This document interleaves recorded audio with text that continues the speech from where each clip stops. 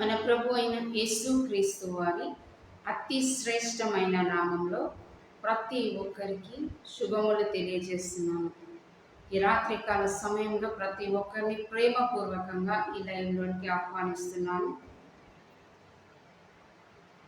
ప్రేమపూర్వకంగా ప్రతి ఒక్కరిని ఈ లైవ్లోనికి ఆహ్వానిస్తున్నాను. దయచేసి లైవ్ వీక్షిస్తున్న ప్రతి ఒక్కరు కూడా ఈ లైవ్ని షేర్ చేయవలసిందిగా ప్రభు పేరట మనవి చేస్తున్నాను. అనేకులకు దేవుని యొక్క మాటలు విని ఆదరణ పొందుకుని సహాయము చేసిన వారు అవుతారు. ఎందుకంటే వాక్యం ఎక్కడికైనా వెళ్ళగలదు. టెక్నాలజీ పెరిగిపోయింది, అంతా పెరిగిపోయింది. వాక్యము వినడం వలన వాళ్ళకి ధైర్యం వస్తుంది, ఆదరణ వస్తుంది. దాని ద్వారా ఎలా ముందుకు సాగాలో తెలుసుకుంటారు. కాబట్టి దయచేసి లైవ్ వీక్షిస్తున్న ప్రతి ఒక్కరు కూడా ఈ లైవ్ని షేర్ చేయవలసిందిగా ప్రభు పేరట కోరుకుంటున్నాను. ప్రతి ఒక్కరిని ప్రేమపూర్వకంగా ఈ లైవ్లోనికి ఆహ్వానిస్తున్నాను.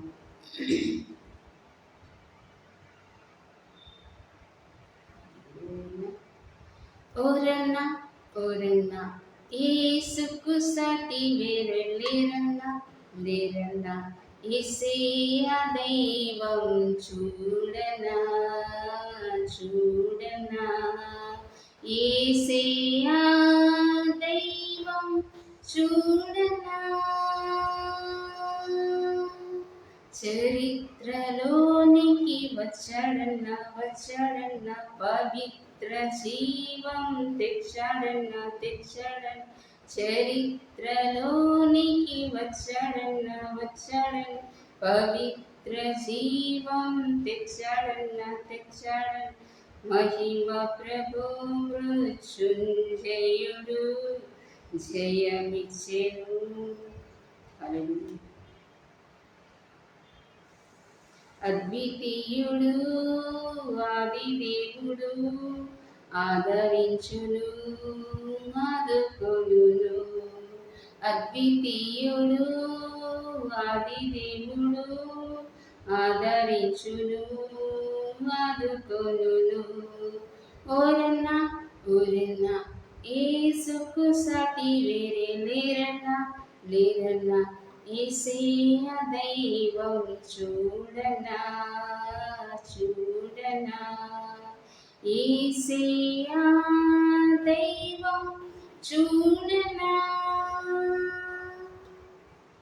పరమును విడిచి వచ్చాడన్నా వచ్చాడన్నా నరులను నరుడై పుట్టాడన్నా పుట్టాడన్నా పరమును విడిచి వచ్చాడన్నా వచ్చాడన్నా నరులను నరుడై పుట్టాడన్నా పుట్టాడన్నా పరిశుద్ధుడు పావనుడు ప్రేమించెను తన ప్రాణమిచ్చెను.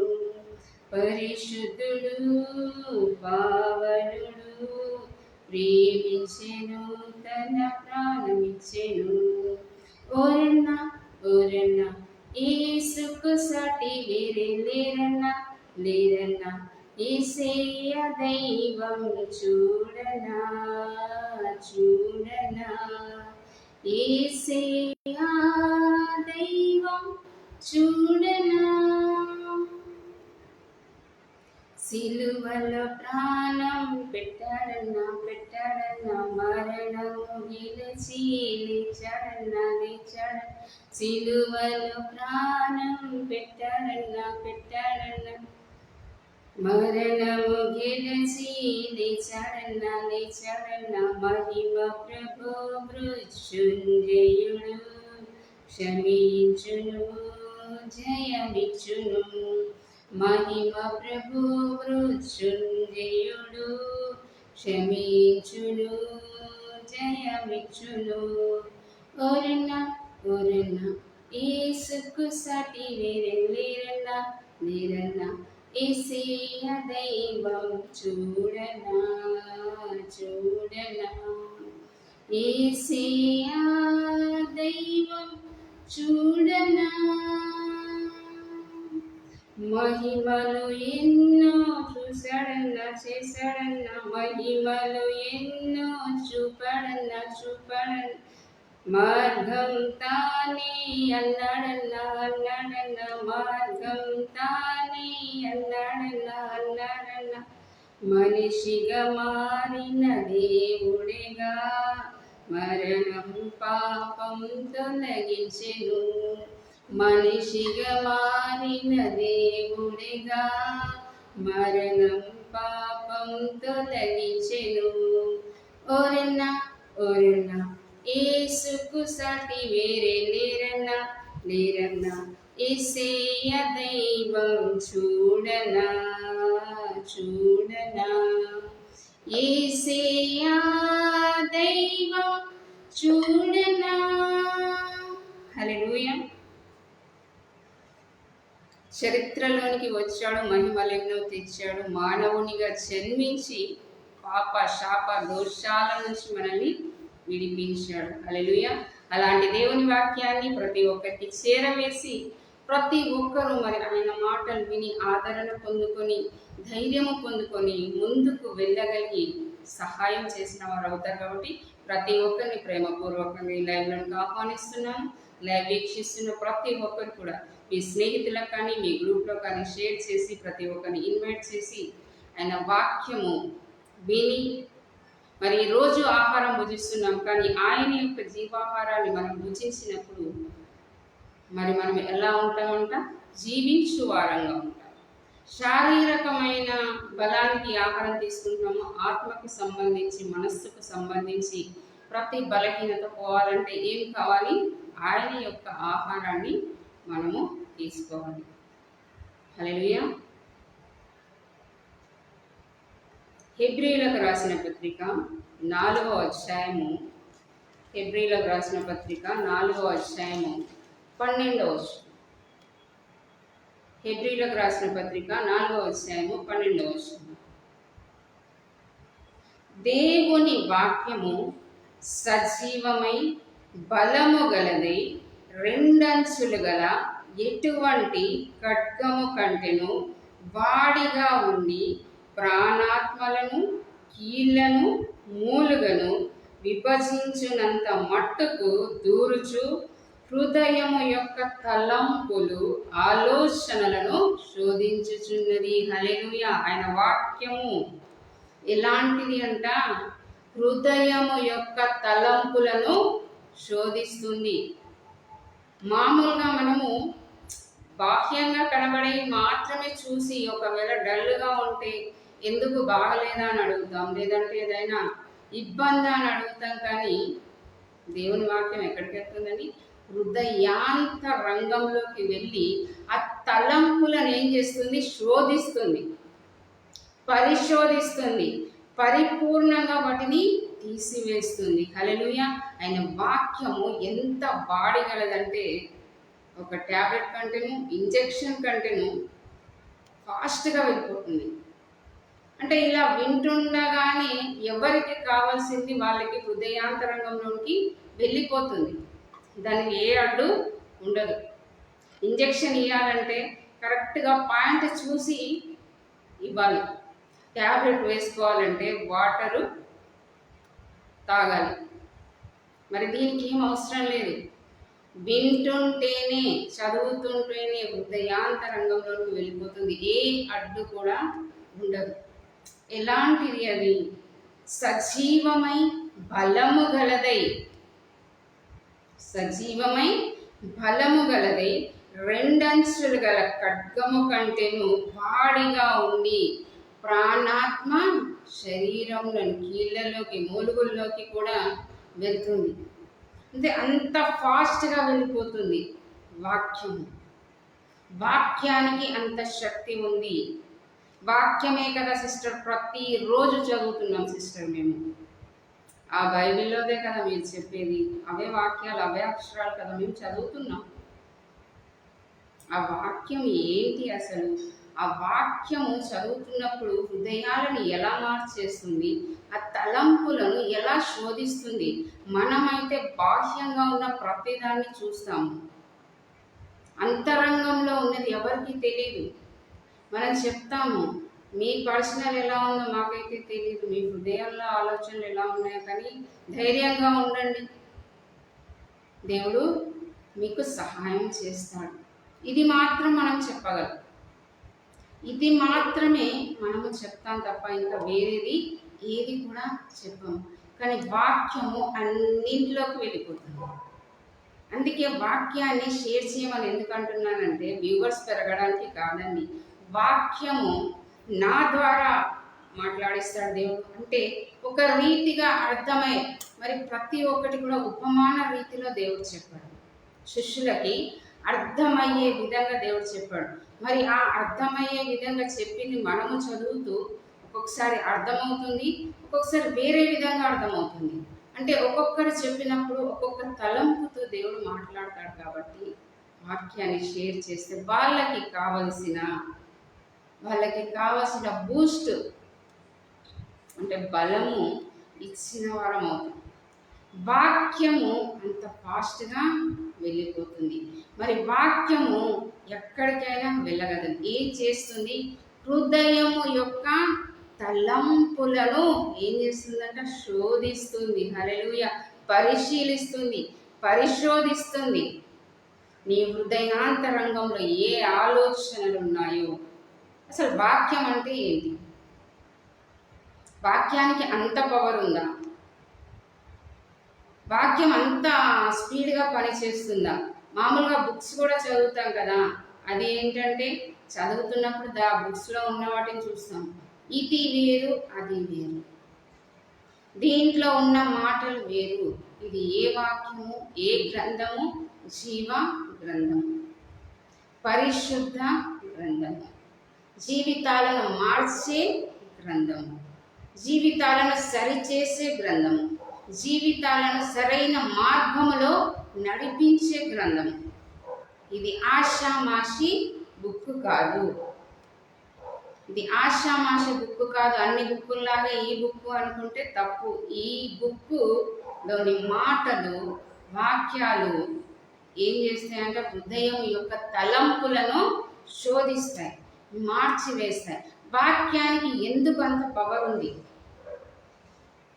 మరి వాక్యానికి ఎందుకు అంత శక్తి ఉంది? అంతగా దూసుకుపోయే అంత ప్రభావం ఏముంది అంటే చూద్దాం. యోహాను సువార్త 1వ అధ్యాయము 1వ వచనంలో ఏమని ఉందో చూద్దాం. యోహాను సువార్త 1వ అధ్యాయము 1వ వచనం. ఆదియందు వాక్యముండెను. ఏముంది? ఆదియందు వాక్యముండెను.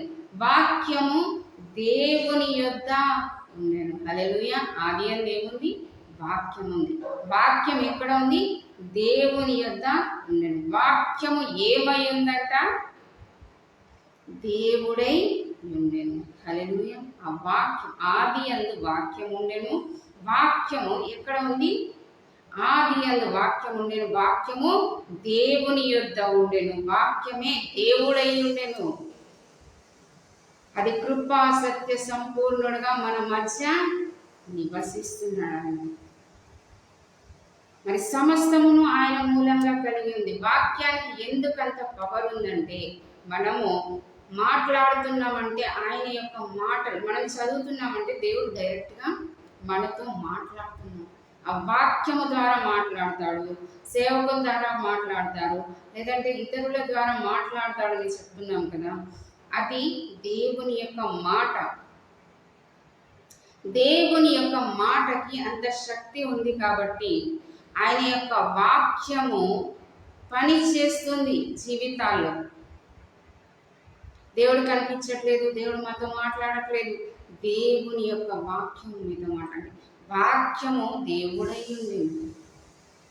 మరి ఆయన మాటలే మనల్ని బలపరుస్తుంది. ఆయనే మనల్ని బలపరుస్తున్నాడు, ఆయనే మనల్ని నడిపిస్తున్నాడు. మరి బాధలో, బలహీనతలో, వేదనలో, అనారోగ్యంలో, దుఃఖములో ఏది చదివిన ఓదార్పు రాదు. కానీ ఈ వాక్యము చదువుతున్నప్పుడు, అంటే నీ హృదయములో మూట కట్టి ఉన్న ఒక కరుడు కట్టిపోయిన ప్రతి ఆలోచనలు ఏవి కదర్చలేవు.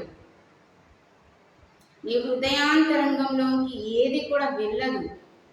ఏం వెళ్తుంది? దేవుని యొక్క వాక్యము హృదయాంతరంగంలోకి వెళ్ళి ఏం చేస్తుంది? పని చేస్తుంది. అక్కడ నీ తలంపులను కొట్టివేస్తుంది, నీ ఆలోచనలు కొట్టివేస్తుంది, నీ బాధను కొట్టివేస్తుంది, నీ భారభరితమైన ప్రతి సమస్యను తీసివేస్తుంది. హల్లెలూయా. ప్రతి దానిని ఏం చేస్తుంది? శోధిస్తుంది, పరీక్షిస్తుంది, పరిశోధిస్తుంది. పరిశోధన కెమికల్స్ ల్యాబ్లో చూసినట్లయితే పరిశోధిస్తారు, అది దేనికి యూజ్ అవుతుంది అని. అంటే మన ఆలోచనలన్నీ దేనికి యూజ్ అవ్వవు. యూజ్ అయ్యే ఆలోచనలు బయట ఉంచుతాము. అనాలోచితమైన మనకి బాధ కలిగించే ప్రతి ఆలోచన ఎక్కడ ఉంటుంది? మన హృదయంలో ఉంటుంది. కాబట్టి వాక్యం ఎక్కడికి వెళ్తుంది? హృదయం యొక్క తలంపులను ఏం చేస్తుంది? హృదయం యొక్క తలంపులను పరిశీలిస్తుంది, పరిశోధిస్తుంది. హల్లెలూయా. హృదయం శోధిస్తుంది, ఆలోచనలన్నిటినీ శోధించి మరి ఆలోచనలు తీసివేస్తుంది. వాక్యానికి అంత శక్తి ఉంది, వాక్యానికి అంత బలము ఉంది. వాక్యానికి అసలు వాక్యము చదువుతుంటే చదువుతుంటే చదువుతుంటే నీకున్న ప్రతిదీ కొట్టివేసినట్టుగా అనిపిస్తుంది. అంటే వాక్యానికి అంత శక్తి, పవరు. నా మాట అగ్ని వంటిది. ఆయన మాటలు చదువుతున్నప్పుడు అగ్ని ఏం చేస్తుంది? మనలో చెడిపోయినటువంటి ప్రతి దానిని, చెత్తని కాల్చివేస్తుంది. హృదయములో ఉన్న ప్రతి ఆలోచనని ఏం చేస్తుంది? శుద్ధి చేస్తుంది. హృదయాంతరంగంలో ఉన్న ప్రతి దానిని ప్యూరిఫై చేస్తుంది. మనం ఫిల్టర్ తీసుకొని వాటర్ ఎలా అయితే శుద్ధి చేసుకొని తాగుతున్నామో, దేవుని యొక్క వాక్యము మన హృదయాన్ని అలాగా శుద్ధి చేస్తుంది. హల్లెలూయా. యోహాను సువార్త 6వ అధ్యాయము 15వ వచనం. యోహాను సువార్త 6వ అధ్యాయము 15వ వచనం.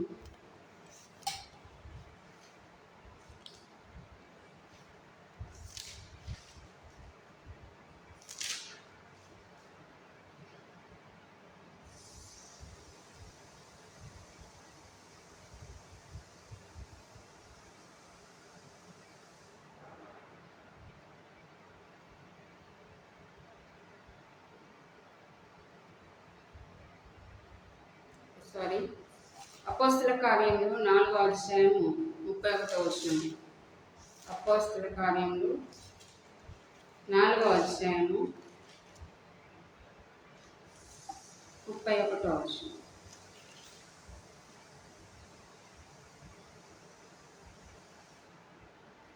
వారు ప్రార్థన చేయగానే వారు కూడి ఉన్న చోటు కంపించెను. అప్పుడు వారందరూ పరిశుద్ధాత్మతో నిండిన వారై దేవుని వాక్యమును ధైర్యముగా బోధించిరి. వాక్యము బోధించాలంటే దేవుని యొక్క బలమైన శక్తి మనకి కావాలి. మన శక్తి దీంట్లో ఉపయోగపడదు. దేవుని యొక్క బలమైన శక్తి, పరిశుద్ధాత్మ శక్తి వారి మీద దిగినప్పుడు వారి వాక్యముని ధారాళంగా బోధించాలంట. మన తెలివి, మన జ్ఞానంతో కాదు, కానీ దేవుని యొక్క జ్ఞానంతో బోధించినప్పుడు ఆ వాక్యం ఎలా ఉంటుందంట? అర్థవంతముగా ఉంటుంది. హల్లెలూయా. వాక్యాన్ని బోధించడము, వాక్యాన్ని చదవడం అంటే చాలా దేంతో కూడుకుంది? నార్మల్గా బుక్స్ చదివినంత తేలిగ్గా వాక్యాన్ని చదవలేము. ఎన్నిసార్లు చదివినా అది కొత్తగానే అనిపిస్తుంది.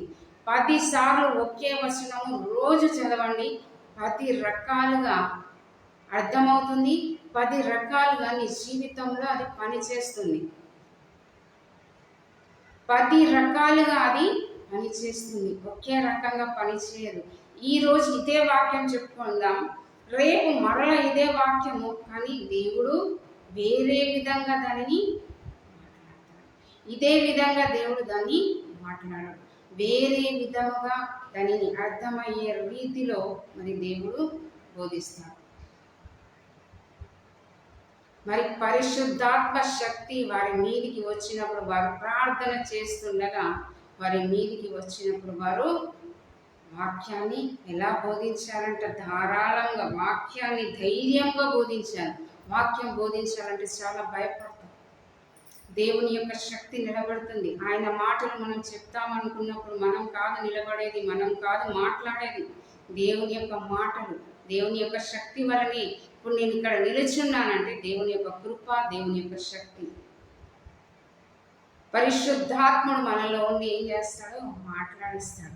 నేను మాట్లాడాను, నేను ప్రిపేర్ అయ్యాను, మనం ఏమీ ప్రిపేర్ అయ్యేది ఉండదు. దేవుడు మనల్ని నడిపిస్తాడు. ఆయన మాటలు మనలో ఉంచి ఆయన బోధించడానికి సహాయపడతాడు. ఆయన మంచి బోధకుడుగా ఉన్నాడు, మంచి కాపరిగా ఉన్నాడు, కరుణగలవాడుగా ఉన్నాడు. ఆ వాక్యము అన్ని విధాల మన జీవితంలో పనిచేస్తుంది. హల్లెలూయా. కీర్తనల గ్రంథము 119వ కీర్తన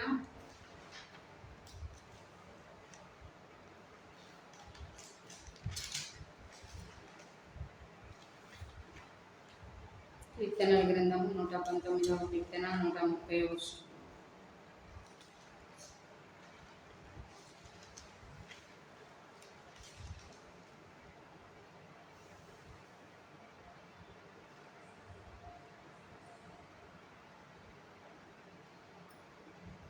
నీ వాక్యములు వెల్లడి అగుట తోడని వెలుగు కలుగును, అవి తెలివి లేని వారికి తెలివి కలిగించును. హల్లెలూయా. వాక్యము ఏమి అగుట తోడనే వెలుగు కలుగుతుంది. ఆయన వాక్యము వెల్లడి అగుట తోడనే వెలుగు కలుగుతుంది. మరి అవి తెలివి లేని వారికి తెలివి కలిగించును. మరి వాక్యాన్ని అర్థము చేసుకుంటున్నప్పుడు మనం చీకటిలో ఉన్నటువంటి మన బ్రతుకులు అంటే మన సమస్యలు, మన ఆలోచనలు అన్నీ ఏమవుతాయి? వెలుగులోనికి వస్తాయి. మరి ఉదయం నుంచి సాయంకాలం వరకు కొన్ని రోజుల వరకు మనం ఎలా ఉంటాం? బాధతో ఉంటాం, వేదనతో ఉంటాం, దుఃఖముతో ఉంటాం, బలహీనతతో ఉంటాం. అదంతా మనకి ఏంటి? చీకటి. చీకటిలాగా ఉన్నటువంటి ప్రతీది కూడా ఏమవుతుంది? చీకటిలాగా ఉన్న ప్రతీది కూడా ఆయన వాక్యము వినుట తోడనే మనకి ఏమొస్తుందంట? వెలుగు వస్తుంది. అంటే ఆ సమస్యలన్నిటినీ మనం కొట్టి వేసాము అని మనకి ధైర్యం వస్తుంది. చీకటిలో నడుచు జనులకి గొప్ప వెలుగు. మరి మనము ప్రతి సమస్య మనకి చీకటే, ప్రతి బలహీనత మనకి చీకటే, ప్రతి నింద మనకి చీకటే, ప్రతి అవమానము మనకి చీకటే. చీకటిలో నుండి మరణఛాయ గల దేశంలో నుండి మరి వెలుగులోనికి ఆయన నడిపిస్తాడు. అంటే ప్రతీది కూడా మనము చీకటిలో ఉన్నట్టే. అవన్నీ మనల్ని ఏదో ఒక ఆలోచన, ఏదో ఒక బలహీనత, ఏదో ఒకటి మనకి వచ్చినప్పుడు మనం ఎక్కడ వెలుగులో ఉన్నట్టు కాదు, ఏదో కోల్పోయినట్టు, ఎంత వెలుతురున్న చీకటిగా ఉన్నట్టు, అంటే చీకటిలో ఉన్నట్టుగా అనిపిస్తుంది, అంధకారంలో ఉన్నట్టుగా అనిపిస్తుంది. మరి ఆయన మాట విడుదలవుట తోడని మనకి ఏమనిపిస్తుంది? వెలుగులోనికి వచ్చినట్టుగా, ఆ సమస్యలన్నీ తీరిపోయినట్టుగా, అదన్నీ పక్కకి వెళ్ళిపోయినట్టుగా అనిపించి ఒక ఉత్సాహం వస్తుంది. ఆ వాక్యము మనల్ని ఎలా చేస్తుందంట? శుద్ధి చేస్తుంది. ఆ వాక్యము విడుదల అవుటతోడనే వెలుగు వస్తుంది. ఆయన వాక్యము వెల్లడి అవుటతోడనే వెలుగు కలుగును, అవి తెలివి లేని వారికి అంటే గ్రహించేటువంటి వారికి కూడా అవి తెలివి కలిగిస్తుంది. మనకి అర్థం కాదు మనం ఎలా ఉన్నాము, ఏం చేస్తున్నాము. ఒక్కొక్కసారి మన ఆలోచనలు మనకి ఏమీ తెలియదు, కానీ దేవుని యొక్క మాటలు మనకి ఏం చేస్తాయంట? తెలివిని నేర్పిస్తాయి. ఓహో, ఇది ఇలా జరుగుతుందంటే దీని కోసం. చీకటిలో ఉన్నట్టుగా మనకి అనిపించినప్పుడు ఆయన వాక్యం మనల్ని వెలుగులోనికి నడిపిస్తుంది. మన ఆలోచనలు వేరే విధంగా ఉన్నప్పుడు మరి ఆయన మాట ద్వారా మనకి ఏమొస్తుంది? తెలివి వస్తుంది. అంటే చక్కగా ఆలోచించే జ్ఞానం ఇస్తాడు దేవుడు. ఆ మాటలు మనల్ని ఏం చేస్తే చక్కగా ఆలోచన చెప్పి చక్కటి మార్గంలో నడిపిస్తాయి. హల్లెలూయా. ఆ వాక్యము అంత శక్తి గలది, అంత బలము గలది.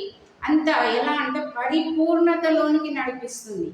అసంపూర్ణులుగా ఉన్న మనల్ని సంపూర్ణులుగా చేస్తుంది ఆయన యొక్క వాక్యము.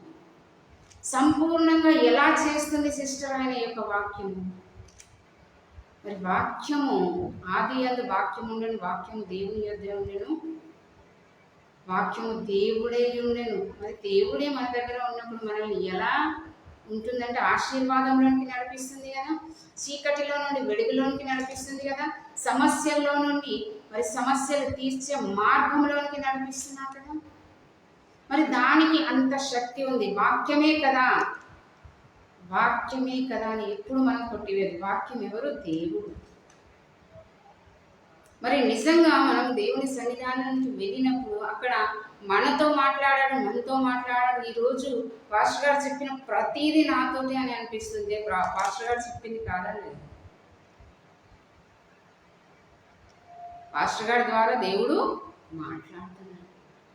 అంటే 100 మందితో మాట్లాడేంత జ్ఞానము దేవుని ఒక వాక్యము బోధించినప్పుడు 100 మందికి 100 రకాలుగా వారి సమస్యలతో అర్థమవుతుంది. అంటే హృదయం యొక్క తలంపులను ఏం చేస్తుందని శోధిస్తుంది. హల్లెలూయా. మరి దేవుడే మనతో మాట్లాడుతున్నాడు, సమస్యతో మాట్లాడుతున్నాడు, నీ బలహీనతతో మాట్లాడుతున్నాడు, నీ హృదయంలో ఉన్న తలంపులతో మాట్లాడుతున్నాడు. దేవుడే మనతో మాట్లాడుతున్నాడు. వాక్యం చదువుతున్నామంటే నిజంగా ఒక్కొక్కసారి ఇప్పుడు నేను చెప్తున్నా, నేను కూడా ఇంత డెప్త్గా నేను ఆలోచించలేదు. ఇక్కడ దేవుడు నిల్చోబెట్టాడు, నేను మాట్లాడుతున్నాను. కానీ వాక్యం అంటే ఏంటో దేవుడు ఇప్పుడే తలంపిస్తున్నాడు, మాట్లాడుతున్నాడు. అంటే ఎన్నిసార్లు ఇది చెప్పినా, ఎన్నిసార్లు చదివినా ఒక్కొక్కసారి ఒక్కొక్క రీతిగా దేవుడు మనతో మాట్లాడతాడు. మరి వాక్యం అంటే దేవుడే. మరి వాక్యం చదువుతున్నప్పుడు మనకి ధైర్యం వస్తుంది, ఆదరణ వస్తుంది, నెమ్మది వస్తుంది, సమస్యల్లో నుండి బయటికి వచ్చామన్న తలంపు వస్తుంది, హృదయము ప్రశాంతంగా అవుతుంది. మరి హృదయ పరిశోధకుడు ఆయన. హృదయాంతరంగంలోకి ఎవ్వరూ వెళ్ళలేరు, కానీ దేవుని యొక్క మాటలు మాత్రము అక్కడికి వెళ్ళి వాటిని అన్నిటినీ శోధించి శుద్ధి చేసి చీకటిలో నుండి వెలుగులోనికి మరి ఆయన మాటలను గ్రహించే జ్ఞానంతో నింపి మనల్ని నడిపిస్తాడు. మరి దేవుని యొక్క వాక్యము ప్రతిదినము ధ్యానిస్తూ ప్రతిరోజు దేవునితో సహవాసంలో ఉండి వాక్యం వినడం ద్వారా మరి వాక్యం చదవడం ద్వారా దేవుడు మనతో అనేకమైన మాటలు మాట్లాడతారు. అనేకమైన సమస్యల నుండి బయటికి రావచ్చు, అనేకమైన శోధన నుండి, అనేకమైన బలహీనతల నుండి బయటికి రావచ్చు. ఆ వాక్యము మరి మనలో ఎలా వెళ్తుందంటే వాడిగల 2 అంచుల ఖడ్గము కంటే వాడిగా వెళ్ళిపోతుందంట. హల్లెలూయా. అంత ఫాస్ట్గా వాక్యానికి దూసుకు వెళ్ళే శక్తి ఉంది. మూలుగుల్లోకి సహితము మరి నరమును చూసి ఎక్కడ ఏది ఇయ్యాలో చూస్తారు, కానీ మూలుగుల్లోకి ఎవరు కూడా ఇంజెక్షన్ ఇవ్వరు. కానీ అందులోకి కూడా వాక్యము వెళ్తుంది. అంటే ఎంత ఫాస్ట్గా దేవుని యొక్క వాక్యము, దేవుడు మనలోకి మన హృదయాంతరంగంలోకి వెళ్ళి మరి వాటిని శుద్ధి చేస్తున్నాడంటే దేవుని యొక్క కార్యము. అంటే వాక్యము అంటే దేవుడు. మరి దేవుడు మన హృదయంలో ఆ మాటల ద్వారా మన హృదయాన్ని శుద్ధి చేసేసి తలంపులను శోధించి మనల్ని ఏం చేస్తున్నాడు? పరిపూర్ణులుగా చేసి మనల్ని వెలుగులోకి నడిపిస్తున్నాడు. మన దేవుని యొక్క వాక్యము ప్రతిరోజు చదువుతూ ఆయన యొక్క వాక్యము ద్వారా హృదయంలోని తలంపులను పరిశోధించుకొని మరి ఏదైతే చెడుగా ఉందో దానిని మనం తీసివేయాల్సిన అవసరం లేదు. ఆయన యొక్క వాక్యము చదువుతున్నప్పుడు ఆటోమేటిక్గా అది క్లీన్ అయిపోతుంది, ఆటోమేటిక్గా ప్యూరిఫై అయిపోతుంది. కాబట్టి దేవుని యొక్క మాటని చదువుతుంటే మరి వచ్చే శక్తి, ఆదరణ, హృదయాంతరంగంలో ఉన్న ప్రతిదీ కూడా తీసివేసి ధైర్యంతో, ఆశీర్వాదంతో, సంతోషంతో నింపే ఆ వాక్యాన్ని ప్రతి దినము చదివి ప్రతి ఒక్కరు ఆశీర్వాదాలు పొందుకోవాలని దేవుని కృప మీ అందరికీ తోడయ్యుండును గాక. దేవుడి వాక్యాన్ని దీవించి ఆశీర్వదించును గాక. ప్రార్థించును. మహాపరిశుద్ధుడమైన మా ప్రియ పరలోకపు తండ్రి, నీ అతి శ్రేష్టమైన ఉన్నతమైన ఘనమైన నామానికి వేలాది వందనాలు, స్తుతులు, స్తోత్రాలు చెల్లిస్తున్నాను ప్రభా. మన వాక్యము నా తండ్రి హృదయాంతరంగంలోనికి వెళ్ళి ప్రభా మరి పరిశోధించి వాటిలో ఉన్న ప్రతి తలంపులను తీసివేసి ప్రభా మరి ధైర్యంతో, శక్తితో నా తండ్రి, పరిశుద్ధాత్మ శక్తితో నింపిన తండ్రి హృదయం యొక్క తలంపులను నా తండ్రి తీసివేసి చక్కటి ఆశీర్వాదంలోనికి తీసుకువెళ్ళే మార్గము ప్రభా మీరు చూపిస్తారు. హృదయాలను శోధించే దేవుడు, హృదయాంతరంగంలో ఉన్న ప్రతి ఆలోచనను కొట్టివేసి నా తండ్రి స్థిరపరిచి బలపరిచి నూతన జీవితంలోకి ప్రతి ఒక్కరిని తీసుకొని ప్రతి ఒక్కరిని మీ వాక్యము ద్వారా బలపరిచి ఆదరించి నా తండ్రి మహిమ తెచ్చుకుంటున్న గొప్ప దేవ మీకు వందనము. లైవ్ చూసిన ప్రతి ఒక్క బిడ్డని, లైవ్ షేర్ చేసిన ప్రతి ఒక్క బిడ్డని పేరు పేరున దీవించి ఆశీర్వదించి మహిమ పొందమని నజరేయుడైన సర్వశక్తిగా యేసు నామమున ప్రార్థిస్తున్నాను తండ్రి, ఆమేన్. దేవుడు మిమ్మల్ని అందరినీ దీవించి ఆశీర్వదించును గాక. God bless you. రేపు తిరిగి సాయంత్రం 6:30 గంటలకి లైవ్లో కలుసుకుందాం. అంతవరకు దేవుని యొక్క కృప, దేవుని యొక్క దీవెనలు మీకు మెండుగా అనుగ్రహించును గాక. దేవుడు గాడ్ బ్లెస్ యు.